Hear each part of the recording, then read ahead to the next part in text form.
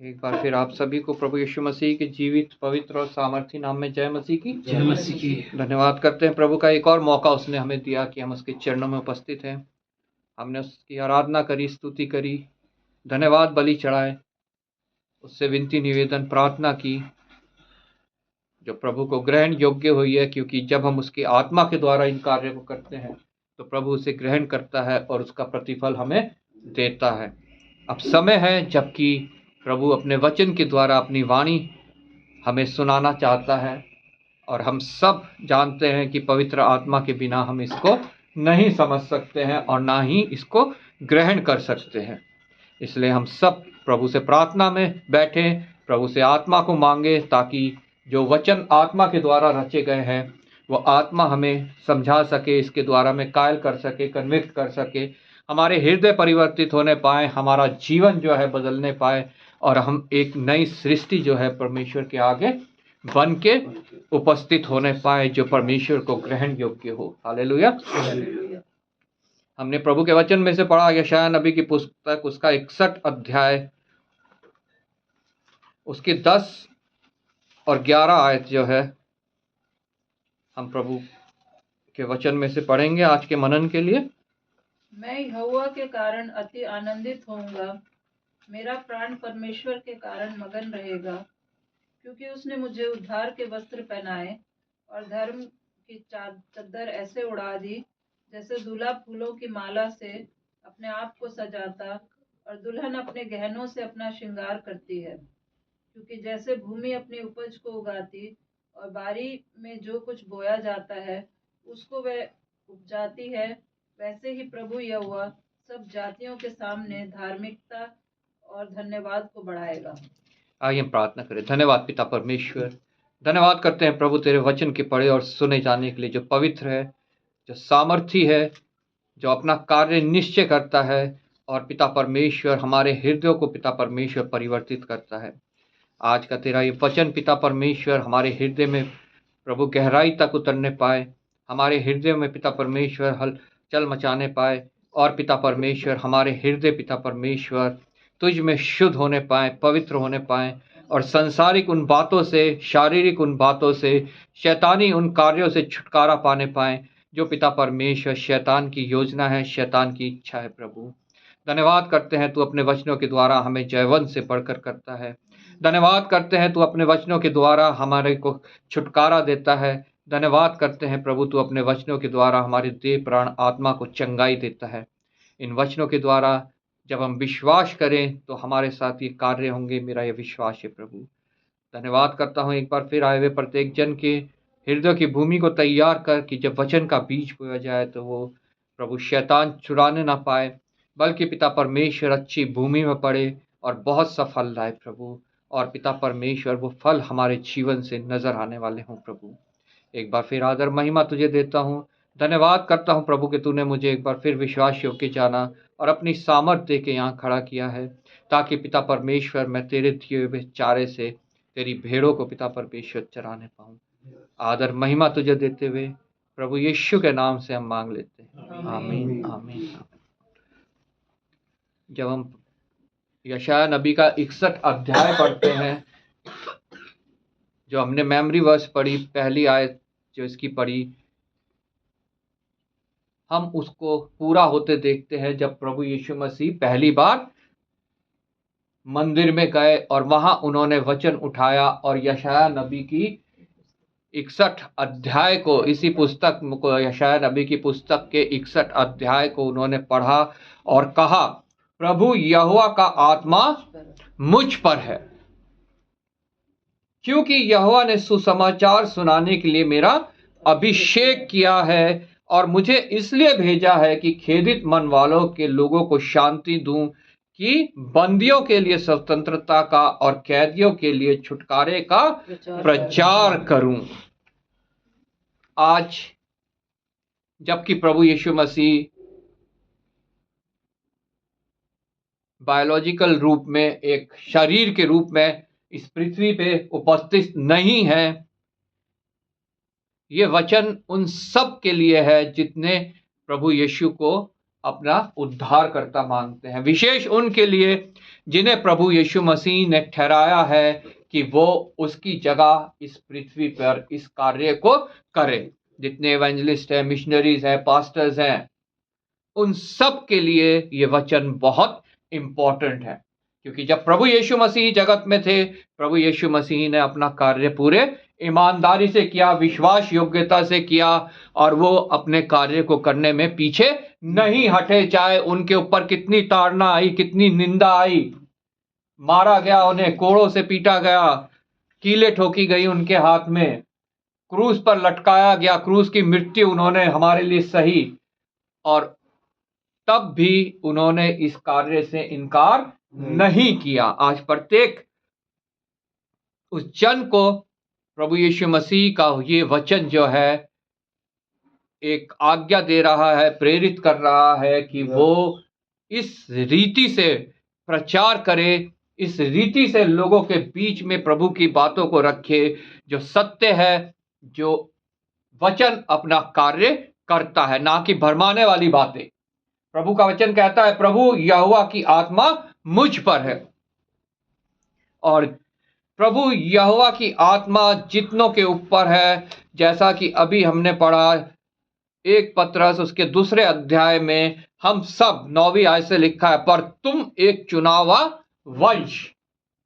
जितनों के ऊपर प्रभु की आत्मा है वह एक चुनावा वंश है, और राज पदधारी याजकों का समाज है। हमारे को कोई छोटा पद नहीं मिला, हमें संसारिक की ओर से कोई पद नहीं मिला है, हमें स्वर्ग की ओर से एक पद मिला है, जो राजपदधारी हम लोग हैं। हम याजकों का समाज हैं और पवित्र लोग हैं, जो परमेश्वर की निज प्रजा है। ये सब कैसे होता है? जब परमेश्वर की आत्मा हमारे ऊपर होती है। हालेलुया। तब हम जो है एक चुनावा वंश बन जाते हैं, जो प्रभु को ग्रहण योग्य है। हमारे को एक अधिकार दिया जाता है, राजपदधारी हम बन जाते हैं। हमारे को अपने राजा के लिए और अपने राज्य के लिए यहां रहते हुए हमारे को वहां का कार्य करना है। जैसे लिखा है कि 11वीं आयत से, इसकी 11वीं आयत से, हे प्रियो, मैं तुमसे विनती करता हूं कि तुम अपने आप को परदेसी और यात्री जानकर, हम यहां पे परदेसी हैं, हम यहां पे यात्री हैं, हम अपने राजा के और अपने राज्य के राजपदधारी यहां पे हैं, मतलब राजदूत है। जैसे दूसरे कंट्रीज के राजदूत दूसरी कंट्री में होते हैं, जैसे अमेरिका का राजदूत इंडिया में है, तो वो अपने कंट्री के लिए, अपने राजा के लिए और अपने राज्य के लिए जो है यहां पे कार्य करेगा, उसकी बढ़ाई करेगा, उसके लिए जो है वो कार्य करेगा। ऐसा ही हमारे जीवन में भी होना चाहिए। अगर परमेश्वर का आत्मा हमारे अंदर है, हमें जो है स्वर्ग के लिए कार्य करना है और अपने राजा प्रभु यीशु मसीह के लिए इस पृथ्वी पर कार्य करना है, क्योंकि हम राजपदधारी हैं, हम याजकों का समाज हैं। हम में से प्रत्येक जन जितनों के ऊपर प्रभु का आत्मा है एक याजक है। हमारे को एक याजक पद दिया गया है, और उसका अगर हम इस्तेमाल नहीं करते हैं तो यह हमारे लिए बहुत वेदना की बात है। वो याजक पद क्या है? याजक का क्या काम होता है? कि परमेश्वर की बातें लेकर मनुष्यों तक पहुंचाना, जिन तक वो बात नहीं पहुंची है। अगर परमेश्वर का आत्मा हमारे अंदर है तो हम इस कार्य को करेंगे, परमेश्वर के वचनों को दूसरों तक पहुंचाएंगे, क्योंकि हम उसके निज प्रजा हैं, हम परमेश्वर की निज प्रजा हैं, हम पवित्र लोग हैं। पवित्र कैसे हो गए हम लोग? प्रभु यीशु मसीह के बलिदान द्वारा, उसके लहू के द्वारा हम पवित्र होते हैं, जब हम उस पर विश्वास करते हैं। और आगे लिखा है, इसलिए कि जिसने तुम्हें अंधकार में से अपनी अद्भुत ज्योति में बुलाया, उसके गुण प्रकट करो। हालेलुया। उसने हमें अंधकार में, पहले हमारा जीवन क्या था? अंधकार में था, शैतानी जीवन था, शारीरिक जीवन था, अभिलाषाओं से भरा हुआ जीवन था। उस अंधकार से परमेश्वर ने हमें निकाला और हमारे को प्रकाश में लेके आया। क्यों लेके आया? ताकि हम उसके गुण प्रकट करें मनुष्यों के ऊपर, जिसने हमारे को बचाया है, जिसकी आत्मा मेरे ऊपर, आपके ऊपर, प्रत्येक उस जन के ऊपर है, जिसने उसे अपना निजी उद्धारकर्ता और प्रभु करके ग्रहण किया है। प्रभु यहोवा का आत्मा मुझ पर है। आज मुझे जांचने की आवश्यकता है इस प्रकाश में, वचन के प्रकाश में, क्या प्रभु की आत्मा मुझ पर है कि नहीं है। अगर है तो हम निश्चय उन कार्यों को करेंगे जिनके विषय में अभी हमने जाना। हम याजकों का समान है, समाज है, हम राजपदधारी अधिकारी हैं, हम परमेश्वर का चुना हुआ वंश है, हम पवित्र लोग हैं। और उसके गुण प्रकट करना, जिसने हमें अंधकार से प्रकाश में बुलाया, हमारे लिए बहुत आवश्यक है। और अगर हम उसे कर रहे हैं तो निश्चय हम जान पाएंगे कि हमारे ऊपर परमेश्वर का आत्मा है। हालेलुया। हालेलुया। प्रभु का वचन कहता है, जिसके अंदर आत्मा नहीं वो परमेश्वर का जन नहीं है। क्योंकि यहोवा ने सुसमाचार सुनाने के लिए मेरा अभिषेक किया है। यहोवा ने सुसमाचार सुनाने के लिए मेरा अभिषेक किया है। यहोवा ने मुझे लोगों के कान की खुजली मिटाने के लिए अभिषेक नहीं किया। यहोवा ने मुझे कहानी किस्से सुनाने के लिए अभिषेक नहीं किया। यहोवा ने मुझे लोगों को भरमाने के लिए अभिषेक नहीं किया कि तुम आओ, तुम्हें चंगाई मिलेगी, तुम्हें धन दौलत मिलेगी, तुम्हें नौकरी मिलेगी, तुम्हें संतान प्राप्ति होगी। यहोवा ने मेरा अभिषेक इसलिए नहीं किया। यहोवा ने मेरा अभिषेक किया है सुसमाचार सुनाने के लिए। और जब मैं सुसमाचार सुनाता हूं, जो उसे मानता है, उसको सुनता है, उस पर चलता है, निश्चय बाकी सब बातें उसके साथ अपने आप हो जाती है। क्योंकि प्रभु का वचन कहता है, पहले तुम धर्म और धार्मिकता की खोज करो, तब बाकी सब बातें तुम्हारे पीछे अपने आप आएंगी। हालेलुया। इसलिए जिनके ऊपर आत्मा है वो सुसमाचार सुनाते हैं, वो कोई आडंबर नहीं करते हैं। ताड़ना देने वाला सुसमाचार, हिला देने वाला सुसमाचार, आग और आत्मा के द्वारा सुसमाचार। हालेलुया। और जब यह सुसमाचार सुनाया जाता है, लोगों के हृदय फटने चाहिए, लोगों के हृदय में खलबली मचनी चाहिए, लोगों के हृदय में परिवर्तन आना बहुत आवश्यक है। और सुसमाचार के द्वारा ही जो है बाकी सब बातें हैं, चंगाई है, छुटकारा है, संतान प्राप्ति है, नौकरी है, शादी है। जब हम सुसमाचार को ग्रहण करते हैं, उसके द्वारा अपने जीवन को व्यतीत करते हैं, तो ये सब बातें भी हमारे पास अपने आप आ जाती है। हालेलुया। इसके लिए हमें प्रचार करने की आवश्यकता नहीं है, हमें ऐसी सभाएं करने की आवश्यकता नहीं है, आओ चंगाई पाओ, आओ छुटकारा पाओ, ऐसी हमें सभा करने की कोई आवश्यकता नहीं है। जो ऐसा करते हैं वो परमेश्वर की ओर से अभिषेक नहीं है, उनका अभिषेक परमेश्वर की ओर से नहीं है।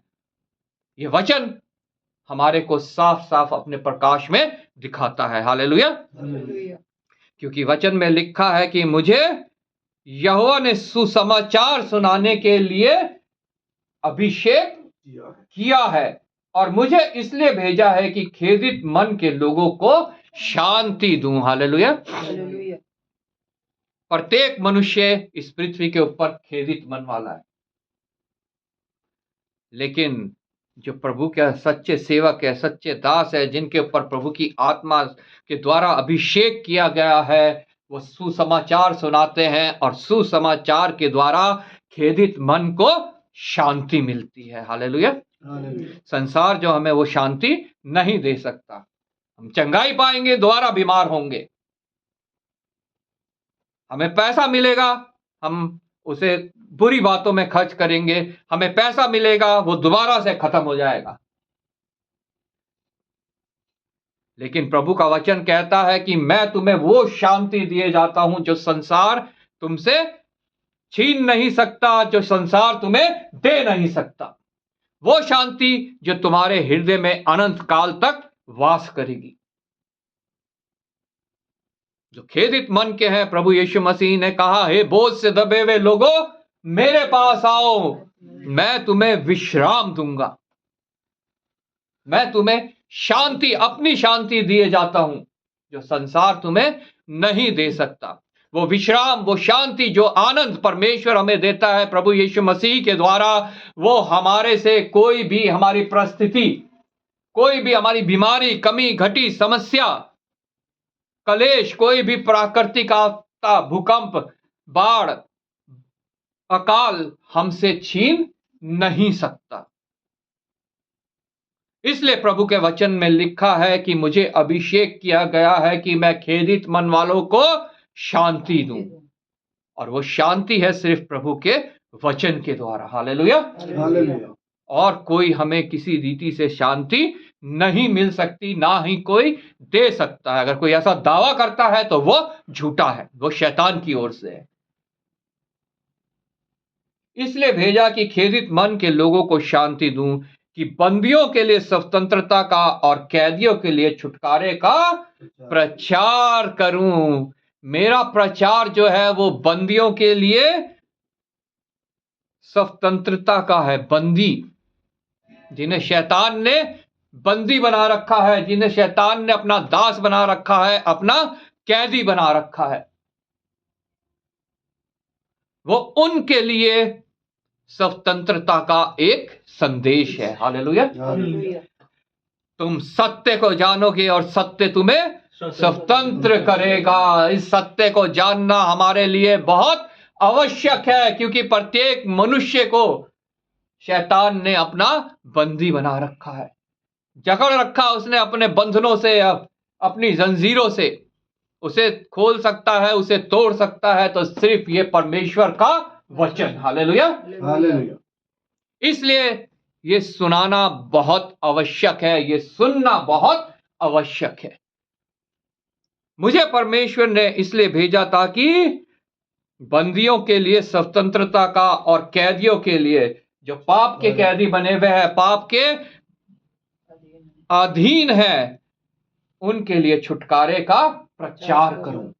मुझे प्रचार करने के लिए बुलाया गया है, ना कि कोई आडंबर करने के लिए, कोई धोखा देने के लिए, कोई शैतान की चालों को मनुष्यों तक पहुंचाने के लिए, जिससे द्वारा छुटकारा नहीं है। पुराने नियम में हम पढ़ते हैं कितनी बलि दी जाती थी, कितने बलिदान दिए जाते थे, लेकिन किसी के द्वारा मनुष्य का छुटकारा संभव नहीं हो पाया। इसलिए परमेश्वर ने एक बार और हमेशा के लिए एक कुर्बानी दी, अपने निर्दोष पुत्र की, और ठहराया कि जो कोई उस पर विश्वास करेगा वो नाश नहीं होगा परंतु अनंत जीवन पाएगा। वो शैतान के चुंगल से स्वतंत्र होगा। वो पाप के जिसने उसको बंदी बना रखा है उससे छुटकारा पाएगा। Hallelujah, hallelujah. अपने आप से ना हम स्वतंत्र हो सकते हैं, ना हम छुटकारा पा सकते हैं। हमें जरूरत है परमेश्वर के वचन की, हमें जरूरत है उस छुटकारे के विषय में जानने की जिसे परमेश्वर ने मनुष्यों के लिए एक उत्तम इंतजाम के रूप में ठहराया है। हालेलुया, उसका गुप्त मनोरथ जो है, वचन में लिखा है उसका गुप्त मनोरथ, वो गुप्त में है, प्रत्येक मनुष्य के लिए गुप्त में है, लेकिन उसे प्रकाश में आने के लिए मनुष्य को बहुत आवश्यकता है। जैसा वचन में हमने पढ़ा, जिसने हमारे लिए प्रकाश ठहराया उसके गुण हमें प्रकट करना बहुत आवश्यक है। वो जो गुप्त में है उसे हमें मनुष्यों तक पहुंचाना बहुत आवश्यक है। यह है एक प्रचारक का काम, यह है एक अगुवे का कार्य, जो मनुष्य की आत्मा की छुटकारे के लिए है, जो मनुष्य के पाप से, मनुष्य को शैतान के बंधन से आजाद करने के लिए, स्वतंत्र करने के लिए।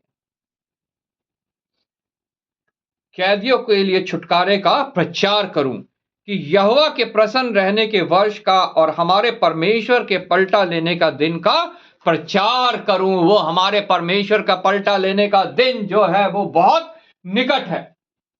वो दिन है जब प्रभु यीशु मसीह दोबारा आएगा, आखिरी तुरही फूकी जाएगी, प्रभु यीशु मसीह का दोबारा महिमा में आगमन होगा। पहला आगमन उसका हुआ ताकि वो दुख उठाए, वो सलीब की मृत्यु सहे, ताकि जो कोई उस पर विश्वास लाए वो नाश ना हो। लेकिन दूसरा आगमन जब उसका होगा तो वो उन लोगों को ले जाने के लिए होगा जिन्होंने उस पर विश्वास लाए और वो नाश नहीं होंगे। हालेलुया। वो उसके साथ जो है चले जाएंगे और जितने रह जाएंगे उनके पास फिर कोई मौका नहीं होगा। वो सब शैतान और उसकी सेना ने जहां जाना है वहां पे पहुंचाए जाएंगे। इसलिए आज अभी मेरे पास समय है, मेरे पास मौका है कि मैं इन वचनों को ग्रहण करूं, मैं इन वचनों के रचने वाले को ग्रहण करूं, मैं इन वचनों के उस इंतजाम पर विश्वास करूं जो मनुष्य के छुटकारे के लिए।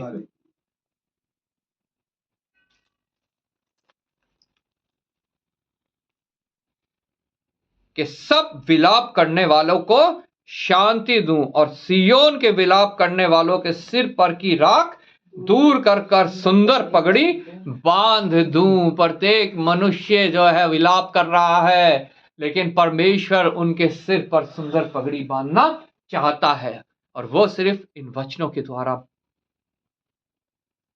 अंत तक तुम धीरज धरे रहोगे तो तुम्हें वो जीवन का मुकुट मिलेगा। बहुत भरमाने वाले आएंगे, प्रभु यीशु मसीह के वचन को ले लेके उल्टा सीधा इसको तोड़ मोड़ के बताने वाले आएंगे, बहुत धोखा देने वाले आएंगे। वचन में लिखा है कि अंत के दिनों में ऐसा होना और बढ़ जाएगा। शैतान के दूत जैसे ज्योतिर्मय स्वर्गदूत का रूप धारण करते हैं, वैसे ही शैतान के ये दूत आकर एक प्रचारक का, एक पादरी का रूप धारण करके मनुष्यों को भरमाएंगे, अपने आप को अपोस्तल कहलवाएंगे। अपोस्तल, प्रेरित, जबकि प्रेरित जो है आज के दिन कोई भी नहीं हो सकता।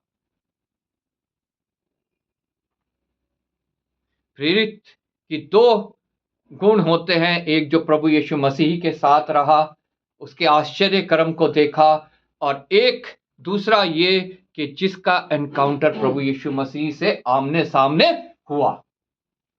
सिर्फ वो है अपोस्तल, वो है प्रेरित, और वो आज के दिन कोई भी नहीं है। लेकिन लोग अपने आप को अपोस्तल, प्रेरित कहलाना चाहते हैं। प्रभु का वचन कहता है कि तुम पृथ्वी पर किसी को पिता पापा करके नहीं कहना, लेकिन लोग अपने आप को पापा कहलाना चाहते हैं। प्रभु यीशु मसीह की जो डिग्री है वो खुद वो लेना चाहते हैं, बल्कि प्रभु यीशु मसीह से भी अपने आप को महान समझने लगे हैं, बड़े समझने लगे हैं। प्रभु यीशु मसीह ने कहा, प्रभु यहोवा का आत्मा मुझ पर है, क्योंकि यहोवा ने सुसमाचार सुनाने के लिए मेरा अभिषेक किया है। वो सुसमाचार छोड़कर बाकी सारी बातें सुना रहे हैं।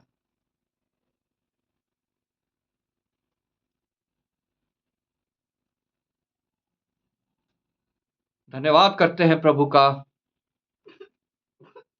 कि प्रभु की आत्मा हमारे बीच में है, प्रभु की आत्मा का अभिषेक हमारे ऊपर है, और हम उन लोगों से बचे हुए हैं, हम ऐसी कलीसियाओं से बचे हुए हैं। Hallelujah, hallelujah. जब हमने 10वीं आयत से पढ़ा, लिखा है, मैं यहोवा के कारण अति आनंदित होऊंगा। कोई भी संसारिक बात, कोई भी शारीरिक बात, कोई भी भौतिक चीजें मुझे आनंद नहीं दे सकती। मैं यहोवा के कारण, सिर्फ अपने परमेश्वर के कारण अति आनंदित होऊंगा। मेरा प्राण परमेश्वर के कारण मगन रहेगा। मेरा प्राण दारू पी के मगन नहीं रहेगा। मेरा प्राण शैतान का उपकरण बन के उन कार्यों को करके मगन नहीं रहेगा जो परमेश्वर के विरोध की बातें हैं, जो संसारिक है, शारीरिक है, शैतानी है, उन बातों से मेरा प्राण मगन नहीं रहेगा, क्योंकि उसने मुझे उद्धार के वस्त्र पहनाए और धर्म की चादर ऐसी उड़ा दी है जैसे दूल्हा फूलों की माला से अपने आप को सजाता और दुल्हन अपने गहनों से अपना श्रृंगार करती है।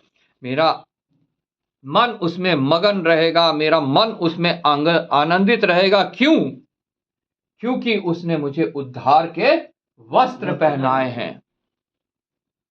हम प्रभु के वचन में पढ़ते हैं, एक इंसान जिसने दावत करी, उसने अपने बैल काटे, अपने बकरे काटे, अपनी भेड़ें काटी, खाना तैयार किया, उत्तम से उत्तम चिकना भोजन तैयार किया, लोगों को नेवता भेजा कि आओ उस भोजन में शामिल हो। लेकिन लोगों ने इनकार कर दिया, लोगों ने बहाने बना दिए। किसी ने कहा मैंने बैल ली, किसी ने कहा मैंने जमीन ली, किसी ने कहा मेरी शादी हुई।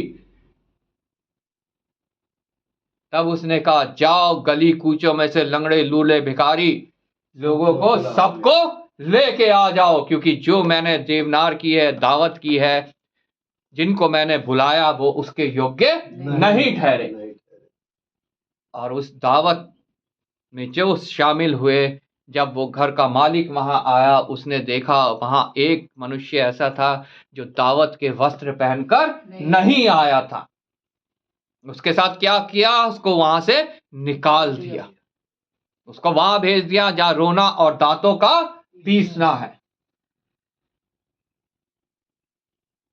इसलिए हमें वो वस्त्र धारण करने बहुत आवश्यक है जब हम उस दावत में जा रहे हैं जो मेमने की विवाह की दावत है। प्रकाशित वाक्य 19 में हम पढ़ते हैं मेमने की विवाह के बारे में। वहां लिखा है 8वीं आयत में, उसकी दुल्हन को शुद्ध और चमकदार महीन मलमल पहनने का अधिकार, उसको शुद्ध चमकदार और महीन मलमल पहनने का अधिकार दिया। किसको? मेमने की दुल्हन को। मतलब मुझे, आपको, उन कलीसियाओं को जो पवित्र आत्मा के चलाए चलती हैं। वो महीन मलमल धारण करना हमारे लिए बहुत आवश्यक है, क्योंकि उसने मुझे उद्धार के वस्त्र पहनाए। वो है उद्धार के वस्त्र, और वो हमें कैसे मिलते हैं? परमेश्वर के वचनों के द्वारा। हालेलुया।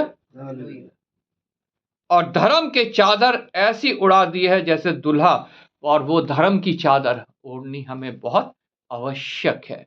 उन वस्त्रों को धारण करना हमारे लिए बहुत आवश्यक है, जिससे हम परमेश्वर के समक्ष एक दुल्हन की तरह उपस्थित होने पाए, प्रभु यीशु मसीह की दुल्हन की तरह उपस्थित होने पाए। प्रकाशित वाक्य 21 में लिखा है, उसके दूसरी आयत में, मैंने आकाश से एक नए यरूशलेम को उतरते देखा। ये कोई रियल बात नहीं, ये एक फिगरेटिव, एक जो है पर्यायवाची शब्द है। ये एक समझने वाली बात है कि आकाश से यरूशलेम को उतरते देखा। हालेलुया। ये आकाश से कोई असली शहर नहीं उतर रहा है, ये आकाश से परमेश्वर की दुल्हन, जिसने अपना श्रृंगार कर रखा है, जिसके विषय में यहां लिखा है कि दुल्हन अपने जो अपने पति के लिए, उस दुल्हन के समान जो अपने पति के लिए श्रृंगार किए हुए है, वो कलीसिया जो सच्ची कलीसिया है, जो आत्मिक कलीसिया है। हालेलुया। और लिखा है परमेश्वर उनके साथ रहेगा, और आगे लिखा है वो उनके सारे आंसू, पर्दे कोई जिसको मिल गया वो सारे आंसू पोंछ डालेगा। ना दुख होगा, ना तकलीफ होगा, आंखों से सब आंसू पोंछ डालेगा, और उसके बाद ना मृत्यु ना हो रहेगी, और ना शोक, ना विलाप, ना पीड़ा रहेगी।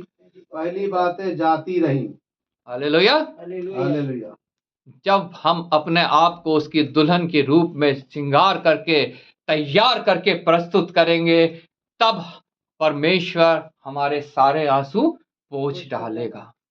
दुख नहीं होगा, तकलीफ नहीं होगी, पुरानी ये शारीरिक बातें सब बीत जाएंगी और सब कुछ नया हो जाएगा। हालेलुया। हालेलुया।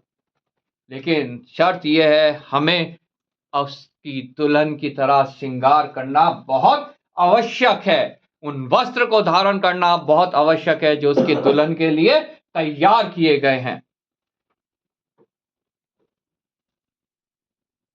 दुल्हन अपने गहनों से अपना श्रृंगार करती है, क्योंकि जैसे भूमि अपनी उपज उगदाती है और बारी में जो कुछ बोया जाता है उसको वह उपजाती है, वैसे ही प्रभु यहोवा सब जातियों के सामने धार्मिकता और धन्यवाद को बढ़ाएगा। सिर्फ यहूदियों के बीच में नहीं, सब जातियों में, यहूदी, यूनानी, पृथ्वी की कोई भी धर्म है, कोई भी जाति है, कोई भी मजहब है, सबके बीच में यहोवा सब जातियों के सामने अपनी धार्मिकता और धन्यवाद को बढ़ाएगा। हालेलुया।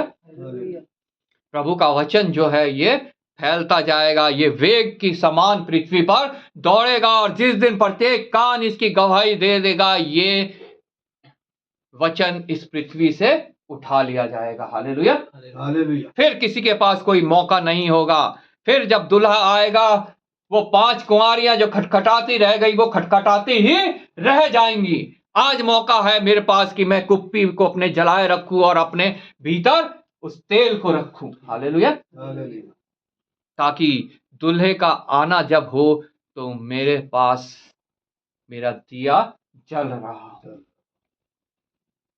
वो आत्मा जिसके द्वारा मेरा अभिषेक किया गया है वो मेरे अंदर उपस्थित हो। ये नहीं कि शैतान उसको संसारिक बातों से, शारीरिक बातों से मुझसे दूर कर दे और फिर मैं इधर उधर दौड़ता रहूं, कहीं से मेरे को तेल मिल जाए, वचन मिल जाए, क्योंकि फिर वचन मिलने वाला नहीं है। हालेलुया। आज मौका है, आज वो समय है, आज का वो दिन है जब हम प्रभु के सामने अपने गुनाहों को मानकर उसका अंगीकार कर सकते हैं और प्रभु से विनती कर सकते हैं कि प्रभु तू हमें क्षमा कर और हमें वो उद्धार के वस्त्र पहना, हमारे ऊपर अपनी धार्मिकता की चादर डाल और वो श्रृंगार के ऑर्नामेंट्स जो इस पुस्तक के वचन है वो हमें दे, ताकि हम अपने आप को अपने दूल्हे के लिए तैयार कर सकें। प्रभु आपको इस वचन के द्वारा आशीष दे। मैं आशीष से रिक्वेस्ट करूंगा वचन के लिए प्रार्थना में अगुवाई करें। आइए हम दुआ करें। हालेलुया, हालेलुया, धन्यवाद।